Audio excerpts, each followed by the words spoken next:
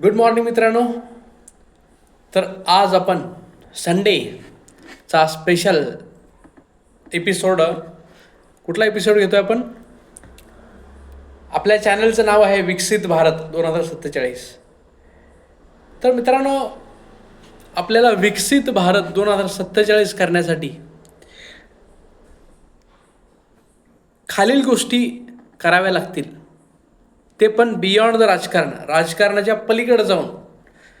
जर आपण या गोष्टी केल्या तरच आपण 2047मध्ये विकसित भारत, आपण जो स्वप्न घेऊन चाललो आहे की 2047ला आपलं भारत देश विकसित व्हायला पाहिजे. तर मित्रांनो, आजची न्यूज ऐकली. उत्तर प्रदेशमध्ये निर्माणाधीन जे पूल आहे, म्हणजे ज्याचं काम चालू आहे, तो पूल पडून 6 ते 8 चे कामगार आहेत ते चिरडून त्यांचा मृत्यू झाला तिथं.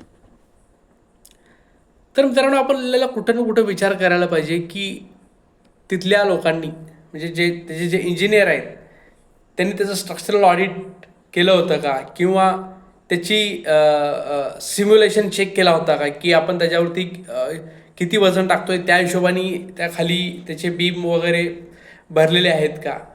या गोष्टी आपल्याला म्हणजे ते केलं नसणार.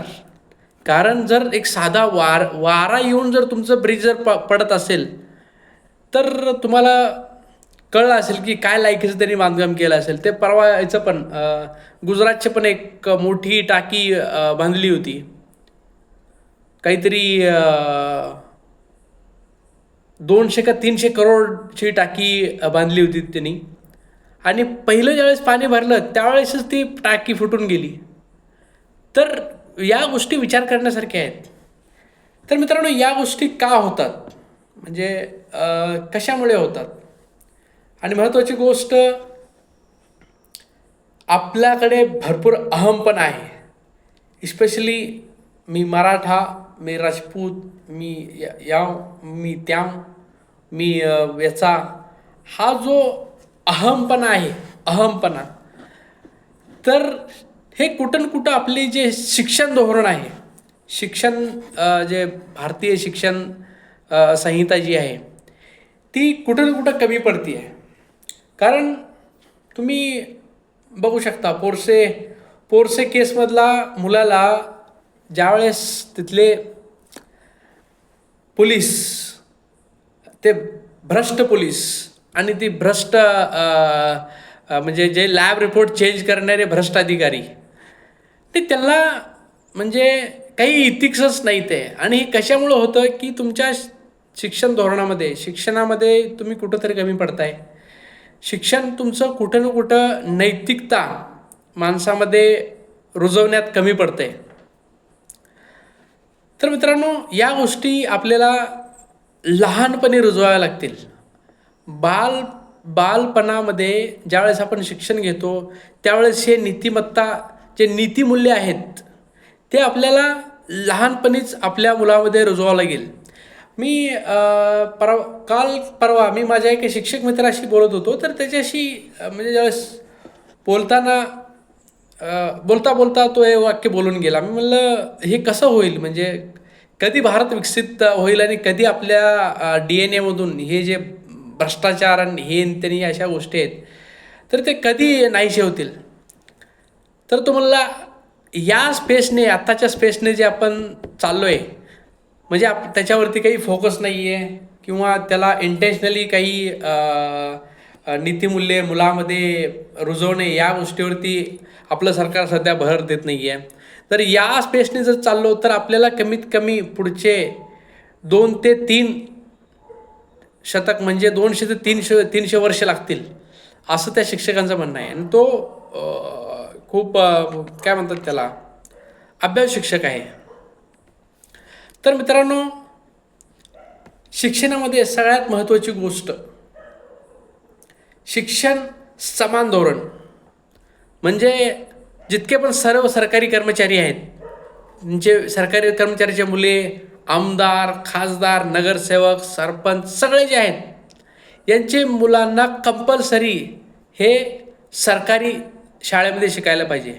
तुम्ही जर आज सरकारी शाळेत जर दर्जा बघितला तर आपण त्याला काय म्हणू की आपण विचार पण करणार नाही की आपल्या मुलांना सरकारी शाळेमध्ये टाकू. त्यानंतर शिक्षण हे क्रिएटिव्हिटी बेस्ड असलं पाहिजे. नाहीतर काय आपण म्हणजे आपण पण कुठल्या देशातून शिकलो की घोकमपट्टी, कुठलीही गोष्ट हे घोकमपट्टी करून आपण शिकलेलो आहोत. आपण आता मी 90s किड्स आहे. तर मित्रांनो आपलं शिक्षण जर बघितलं तर आपण घोकमपट्टी आणि रठ्ठा मारणे आणि रात्रभर वाचणे किंवा कॉप्या करणे. कॉप्या का करायचो आपण की नीतिमत्ताच नाही आहे आपल्याकडे. म्हणजे आपण जे शिक्षण शिकतोय ते कशासाठी शिकतो आपल्याला माहीतच नाही आहे. आपण नुसतं शिकतोय की नंबर मार्क्स यायला पाहिजे आणि मग ते कसं पण येऊ दे. जसं की आता नीटचा पेपर लीक झाला, ते कशामुळं झालं की लोकांमध्ये नीतिमत्ताच नाही आहे. म्हणजे की बाबा आपण जे करतोय त्याच्यामुळे एखाद्याने अख्ख्या समाजाचं किंवा अख्ख्या मुलांचं नुकसान होतं आहे त्या नालायक शिक्षकांना कळायला पाहिजे होतं. म्हणजे जे याच्यामध्ये हरामखोर जे सामील आहेत त्या नीटचा पेपर लीक करण्यामध्ये. तर मित्रांनो तुम्ही गुगलवरती जाऊन सर्च करा. आजपर्यंत चायनामध्ये एक परीक्षा होते गाविकाओ ही अख्ख्या चायनाच्या देशामध्ये एकच एक्झाम होते. कुठली पण जर तुमची व्यावसायिक पुढं जर तुम्हाला करायचं असेल जसे डॉक्टर, इंजिनियर या गोष्टी तुम्हाला जर करायची असतील तर तिथे एकच एक्झाम होते गावाकाओ. इतिहासात आजपर्यंत 1949ला चायना स्वातंत्र्य झाला आहे. आपण 1947 स्वातंत्र्य झालो आहे. 1949ला चायना स्वातंत्र्य होऊन आजपर्यंत एकदा पण ही जी परीक्षा याचं पेपर लीक झालेलं नाही आहे. का?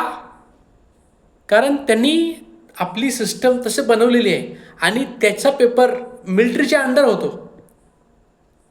म्हणजे म्हणायचं गोष्ट काय आहे की मुलांच्या भविष्याबाबत किती काळजी करता येईल चायना 1949 पासून.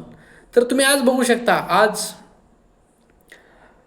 मी एखाद्या पक्षाचा हे करत नाही, इररिस्पेक्टिव्ह ऑफ पॉलिटिक्स. तुम्ही बघू शकता की आपण चायनाच्या आसपास पण नाही आहे. आता मी एक मुकुल ब्लॉग्स म्हणून एक आहे, तो चायना म्हणजे असं भ्रमंती करत होतो. चायनामध्ये जवळपास त्यांनी 2 महिने तो फिरला चायनामध्ये. तर त्यांनी तुम्ही बघा त्याचे ब्लॉग्स की चायना कुठल्या लेवलला आहे आणि आपण काय करतोय. ते गलगोटिया युनिव्हर्सिटीची हरामखोर शिक्षिका चायनाचं हे आणून ती आपलं आहे म्हणून सहज धडधडीत खोटं बोलते आहे. हे कशामुळं होतं आहे की आपल्याला काही करायचं नाही आहे, सगळं ऐकतं भेटलं पाहिजे ही मानसिकता आपल्यामध्ये रुजलेली आहे. आणि त्याच्यामुळेच मित्रांनो आपण 1000 वर्षे असंच गुलाम राहिलो नाही आहे. त्यामागचं रिझन आहे की आपली काय म्हणू त्याला नाकर्तेपणा. नेक्स्ट इतिहास. आपण इतिहासात इतकं रमलोय की आपण फ्युचरमध्ये आपल्याला कुठं जायचं हेच माहिती नाही आहे. आपण इतिहासात असं रमून गेलोय की त्याला सांगता बस नाही. भले ते अख्खं इतिहास पूर्ण धिंगाणा झालेला इतिहास आहे, तुमची गुलामी केलेली आहे तुम्ही 1000 वर्ष, पण तुम्ही त्याचं प्राऊड करताय. आमचे पूर्वज असे होते, आमचे यावं त्याव. अरे लाजा वाटल्या पाहिजे तुम्हाला. जर तुमचे पूर्वज यावं त्याव होते तर का आपण 1000 वर्ष गुलाम राहिलो? का राहिलो 1000 वर्ष गुलाम? तर मित्रांनो हे त्याच्यामागचा रिझन आहे. मी तर म्हणतो इतिहास हा सब्जेक्ट शिक्षणामधून काढून टाकला पाहिजे. इतिहास जो आपण हे खोटा अभिमान अहंकार जो बाळगून आहे ना, तो इतिहासच शिक्षणामधून काढून टाकलं पाहिजे. आणि नवीन म्हणजे अपकमिंग काय. अरे पण काय म्हणून त्याला, तुम्ही कालची लिस्ट बघू शकता. एक पण कंपनी आपली टॉप 100मध्ये नाही आहे AI च्या याच्यामध्ये. कुठल्या कंपन्या आहेत? डीपसीक, ॲडविका, त्यानंतर ती कंपनीची क्लाउड क्लाउड ए आय, त्यानंतर अमेरिकेची कंपनी, हे सगळे पूर्ण एकदम टॉपमध्ये आहेत. आपल्या टॉप 100मध्ये एक पण कंपनी नाही आहे इंडियाची. आपल्याला याची लाज वाटली पाहिजे, पण तरी आपण असं मिरवतो की आपण विश्वगुरू आहे. इररिस्पेक्ट ऑफ राजकारणी म्हणतोय मी, इररिस्पेक्ट ऑफ राजकारण नाही. त्याच्यामध्ये काँग्रेसही आले, त्यानंतर BJP आले, त्यानंतर कुठलेही म्हणजे सगळेच पक्ष. तर मित्रांनो, हा फर्स्ट पार्ट आहे. पुढचा पार्ट आपण पुढच्या संडेला हे करू. धन्यवाद.